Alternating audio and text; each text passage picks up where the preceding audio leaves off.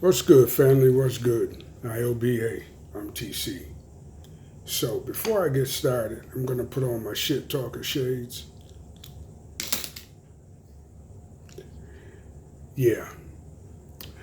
So, summer school just wrapped up last week.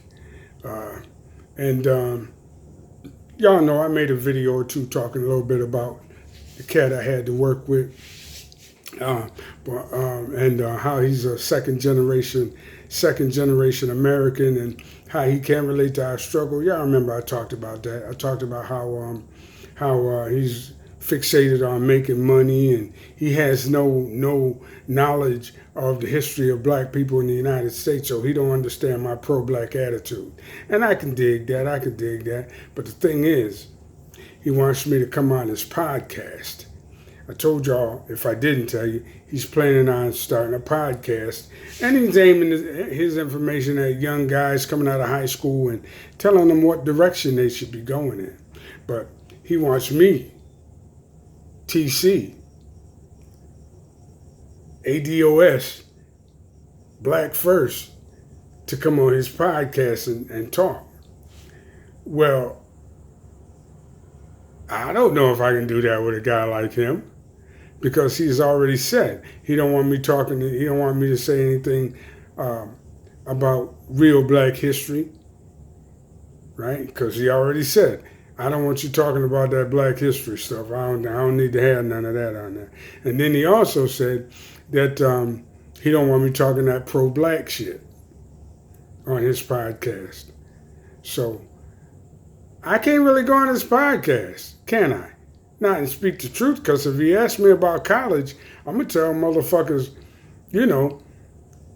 unless you're going to be a doctor or a lawyer and you can handle the student loan debt when you get out, best you just learn you a trade and get really good at something without taking on all that debt, because motherfuckers with bachelor's degrees is making $20,000 a year sweeping floors and cleaning toilets.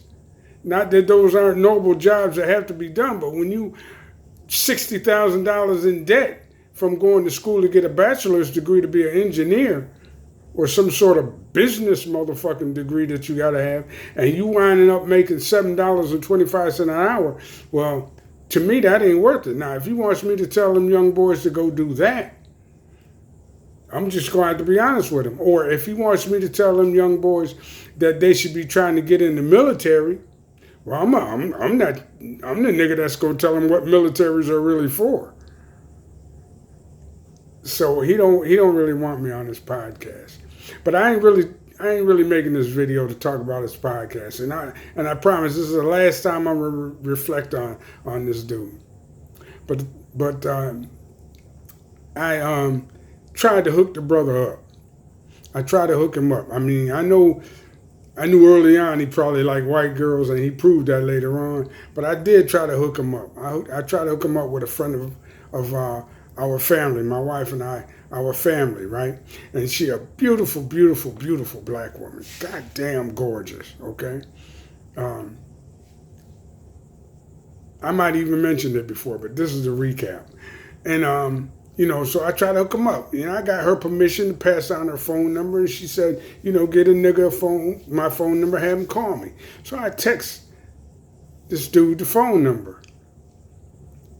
And this second generation immigrant came to work Monday and talked about the motherfucking phone number. Yeah, blah, blah, blah.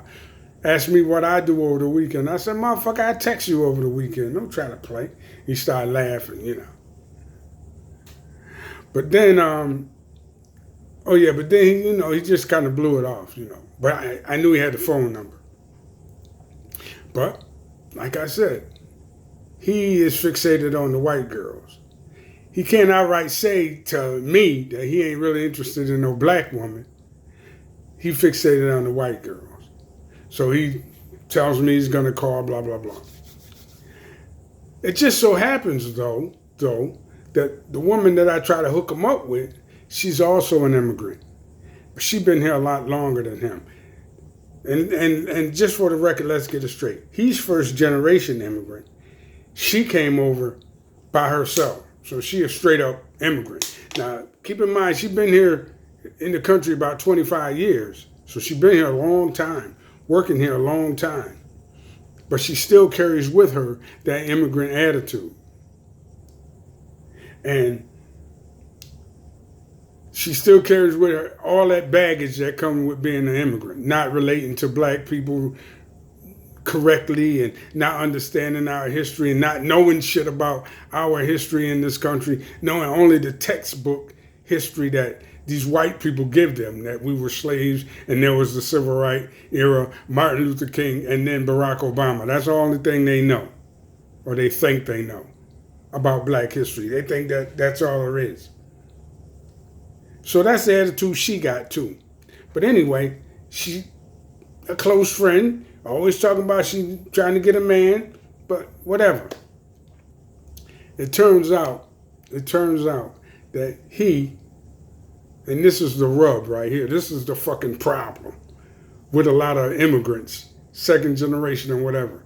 This is the fucking problem. It turns out that he like white women, and she, if she can't have a really, and I said really 4 times, light-skinned black man, then she wants a white man.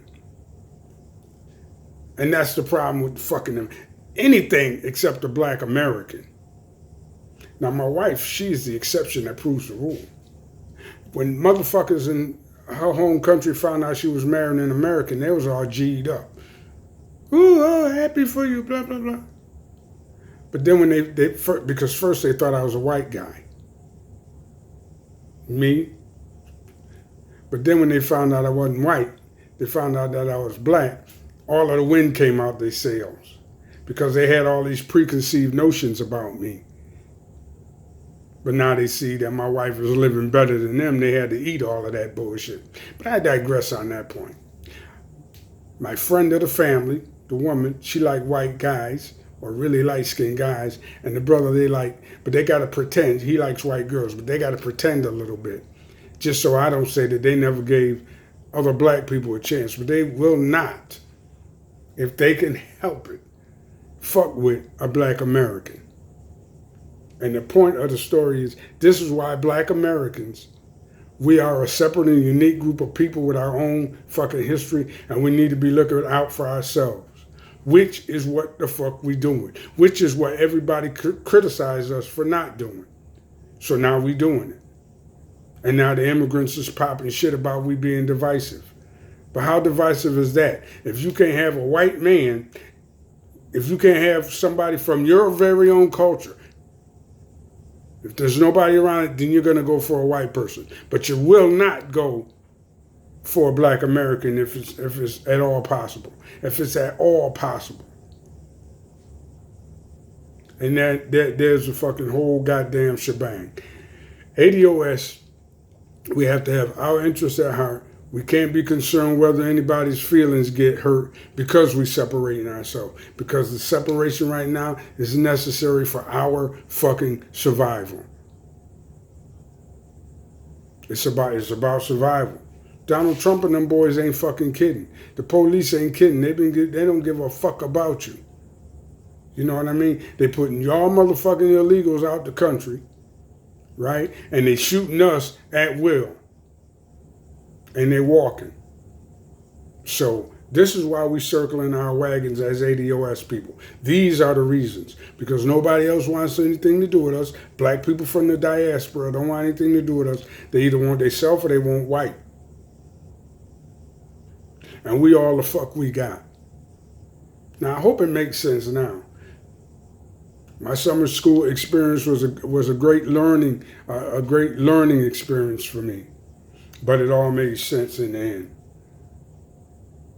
That's it for now, y'all. I'm gonna go ahead and finish up this piece I'm working on, and y'all hit that like button and subscribe to the channel, and I'll catch y'all on the next one. TC, and I'm out.